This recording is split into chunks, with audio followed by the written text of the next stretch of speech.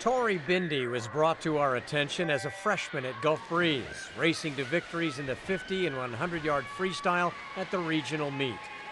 We were advised to keep an eye on her. She had a chance to sweep the sprints at state as well. We did. We still are. She sprinted to those state titles in both events as a precocious freshman.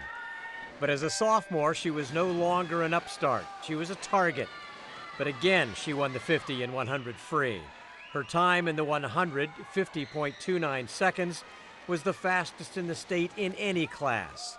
And she had become the first swimmer in 12 years to sweep the sprints in back-to-back years. As a junior, she moved into more rarefied air, becoming the third swimmer in the history of the state to sweep the 50 and 100 for a third consecutive year. She's also an honor student, and her signing with the University of Florida last fall was only partly a swimming decision. I do want to excel in swimming a lot, go to NCAAs, be on the relays there, score points, but also I would like to eventually go to med school and, eventually be a surgeon. And with that, she entered her senior season with a chance to sweep the freestyle sprints 4 straight years. They've been swimming in Florida high school since 1920, and no one had ever done that before. She admitted it added a little pressure. It's basically pressure on myself and knowing that that could be a possibility of achieving being one of the first people to win those 2 events all 4 years. Being the first person. Yes. It was especially astonishing because her training conditions were anything but consistent. One club closed. A second had an outdoor pool she abandoned when the weather cooled.